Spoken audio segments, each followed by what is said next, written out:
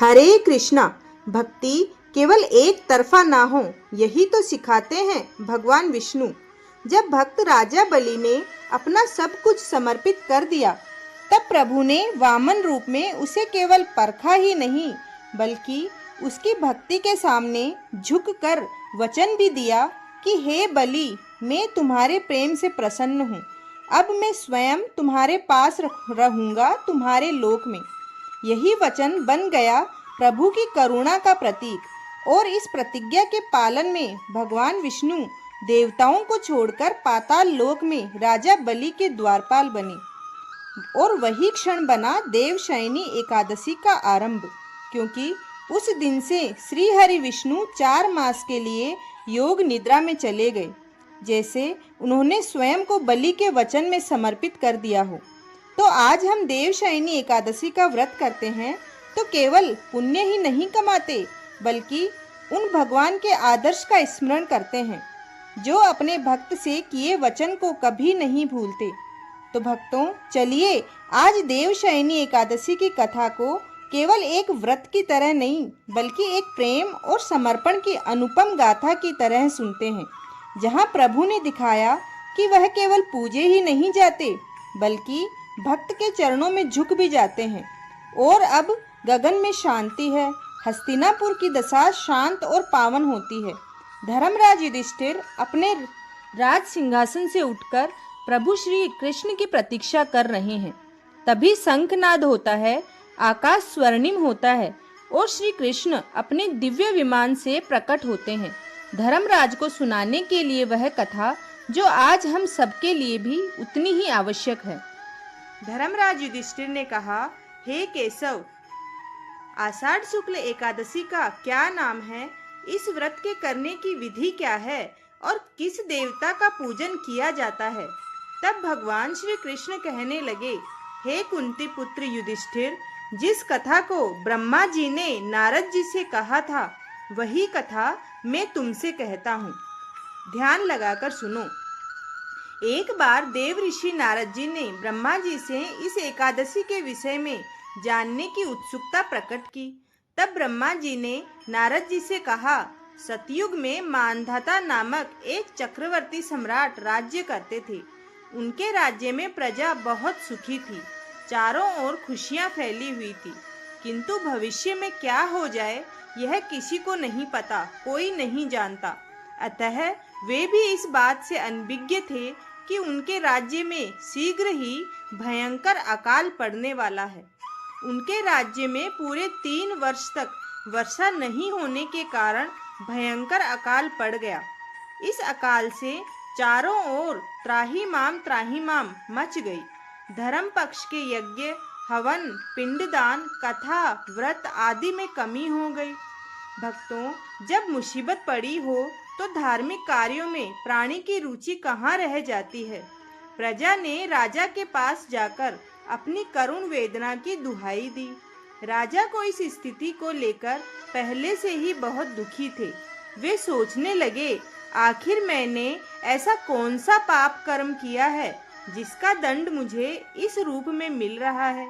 फिर इस कष्ट से मुक्ति पाने का कोई साधन करने के उद्देश्य से राजा सेना को लेकर जंगल की ओर चल दिए। वहां विचरण करते करते एक दिन वे ब्रह्मा जी के पुत्र अंगिरा ऋषि के आश्रम में पहुंचे और उन्हें साष्टांग प्रणाम किया। ऋषिवर ने आश्चर्यचकित होकर राजा से कुशल क्षेम पूछा और पूछा कि आप जंगल में किस कारण से आए हैं, किस प्रयोजन से आए हैं, आप मुझे बताएं। तब राजा ने हाथ जोड़कर कहा, हे मुनिवर, सभी प्रकार से धर्म का पालन करता हुआ भी मैं अपने राज्य में दुर्भिक्ष का दृश्य देख रहा हूँ। आखिर किस कारण से ऐसा हो रहा है? कृपया इसका समाधान करें और मुझे उचित मार्गदर्शन दें। यह सुनकर महर्षि अंगिरा ऋषि ने कहा, हे राजन, सब युगों में उत्तम यह सतयुग है। इसमें छोटे से पाप का भी बड़ा भयंकर दंड मिलता है। इसमें धर्म अपने चारों चरणों में व्याप्त रहता है। ब्राह्मण के अतिरिक्त किसी अन्य जाति को तप करने का अधिकार नहीं है। जबकि आपके राज्य में एक शूद्र तपस्या कर रहा है। यही कारण है कि आपके राज्य में वर्षा नहीं हो रही है। जब तक वह काल को प्राप्त नहीं होगा, तब तक यह दुर्भिक्ष शांत नहीं होगा। दुर्भिक्ष की शांति उसे मारने से ही संभव है। किंतु राजा का हृदय एक प्राणी को मारना, नर अपराध करना, शूद्र तपस्वी का शमन करने को तैयार नहीं हुआ।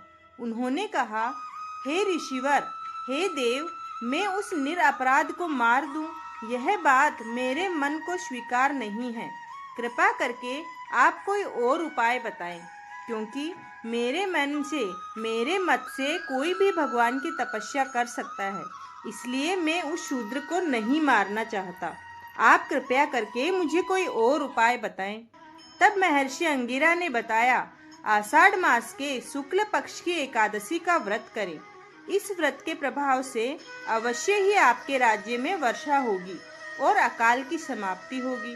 राजा अपने राज्य की राजधानी लौट आए और चारों वर्णों सहित पद्म एकादशी का विधि पूर्वक व्रत किया। व्रत के प्रभाव से उनके राज्य में मूसलाधार वर्षा हुई और पूरा राज्य धन धान्य से परिपूर्ण हो गया। ब्रह्मवैवर्त पुराण में देवशयनी एकादशी के विशेष महात्म्य का वर्णन किया गया है। इस व्रत से प्राणी की समस्त मनोकामनाएं पूरी होती है। भक्तों, यह थी देवशयनी एकादशी की व्रत कथा। इस कथा का पूर्ण श्रवण करने से प्राणी मात्र के सारे संकट दूर हो जाते हैं। हे मधुसूदन, जैसे आपने धर्मराज युधिष्ठिर को इस व्रत का अमृत पान कराया, वैसे ही हम सभी के जीवन में भी हर एकादशी हमें पापों से मुक्त करने वाली बन जाए। जैसे आपने योग निद्रा में भी संसार की रक्षा का प्रण लिया, वैसे ही हमारे जीवन में आपकी कृपा सदैव जागृत रहे। सभी प्रेम से बोलिए, श्री हरि विष्णु की जय, देवशयनी एकादशी की जय। देवशयनी एकादशी का यह पावन दिन केवल व्रत और उपवास का नहीं, बल्कि मन, वचन और क्रम से भगवान विष्णु की शरण में जाने का पर्व है। आज से भगवान श्री हरि विष्णु 4 मास के लिए योग निद्रा में जाने वाले हैं, लेकिन उनके भक्तों की पूजा, श्रद्धा और भक्ति कभी निष्फल नहीं जाती।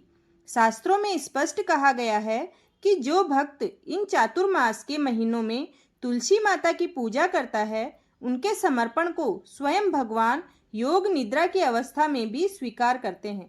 तुलसी दल से किया गया एक छोटा सा अर्पण अनंत जन्मों के पापों को हर सकता है। इसलिए एकादशी की कथा के बाद हम सुनते हैं तुलसी माता की वह अद्भुत कथा, जिसने स्वयं भगवान को अपने प्रेम में बांध लिया है। तुलसी माता, आप समस्त तीर्थों में श्रेष्ठ हैं। आपके बिना भगवान विष्णु का कोई पूजन पूर्ण नहीं होता। आप भक्तों की हर मनोकामना पूर्ण करने वाली, पापों का नाश करने वाली और सुख शांति प्रदान करने वाली हैं। आपने अपने त्याग और प्रेम से स्वयं भगवान श्री हरि को प्राप्त किया। आप पत्थर को भी पावन बना देती हैं और जिस घर में आपका वास होता है, वहाँ दरिद्रता, रोग और दुर्भाग्य कभी नहीं टिकते। हम सब आपके चरणों में कोटि कोटि वंदन करते हैं। कृपा करके हमारे जीवन को भी प्रेम और करुणा से भर दें। भक्तों, आज हम आपके लिए तुलसी माता की एक बहुत ही पौराणिक और सच्ची घटना वाली कहानी लेकर आए हैं। इस कथा के अनुसार एक बार एक बुढ़िया माई थी, जो नियमित रूप से तुलसी माता यानी कि एकादशी की उपवास रखा करती थी और तुलसी के पौधे की सेवा किया करती थी। तुलसी के पौधे को सींचा करती थी। वह सुबह को बिना तुलसी के पौधे की पूजा किए अन्न जल ग्रहण नहीं करती थी और जब भी तुलसी माता को सींचती और कहती कि हे तुलसी माता, सत्य की दाता, मैं तेरा बिरला सींचती हूँ, मुझे बहू दे, पीताम्बर की धोती दे, मीठा मीठा घास दे, बैकुंठा में वास दे, चटक की चाल दे, पटक की मोत दे, चंदन का काठ दे, रानी सा राज दे, दाल भात का भोजन दे, 11 की मोत दे, कृष्ण जी का कांधा दे।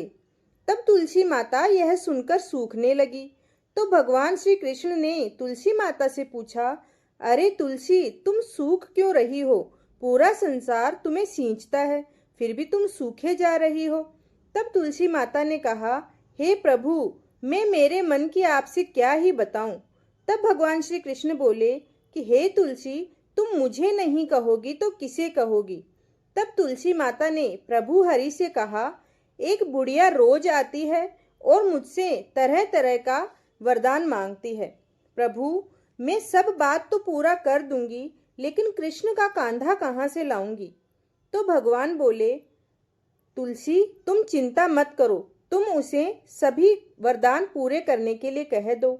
जब वो मरेगी तो मैं अपने आप कंधा दे आऊंगा, तुम बुढ़िया माई से कह देना। जब बुढ़िया माई मर गई तब सब लोग आ गए, सब माई को ले जाने लगे, लेकिन बुढ़िया माई तो हिले ही नहीं, कोई उसे उठा ही नहीं पा रहा था। चारों तरफ बातें बनने लगी कि पता नहीं बुढ़िया कौन से कर्म करती थी, कौन से पापाचार करती थी, नित नेम करती थी, कौन सी भक्ति करती थी, उठ ही नहीं रही है, कितना भारी हो गई है। तब भगवान एक 12 वर्ष के बालक का रूप धारण करके आए। बालक ने कहा, मैं कान में एक बात कहूंगा तो बुढ़िया माई उठ जाएगी। सभी लोग सोचने लगे कि जब हम इतने सारे लोग मिलकर इस बुढ़िया को नहीं उठा पाए तो ये मात्र 12 साल का बच्चा इस बुढ़िया को क्या उठाएगा। लेकिन उन्होंने कहा कि तुम भी अपना प्रयास करके देख लो। बालक ने बुढ़िया के कान में कहा, बुढ़िया माई, मन की निकाल ले, पीताम्बर की धोती ले, मीठा मीठा घास ले, वैकुंठा का वास ले, चटक की चाल ले, पटक की मोत ले, कृष्ण जी का कांधा ले। यह सुनकर बुढ़िया माई हल्की हो गई।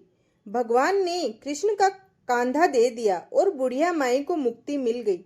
हे तुलसी माई, जैसे बुढ़िया माई को मुक्ति दी वैसे सबको देना, कहानी कहते को, सुनते को, हुंकार देते को। हे बुढ़िया माई, जो भी आपकी ये कथा पढ़े और सुने उन सभी की मनोकामना आप पूरी करना। प्रेम से बोलिए, तुलसी माता की जय, ग्यारस माता की जय, देवशयनी एकादशी की जय जय। धन्यवाद।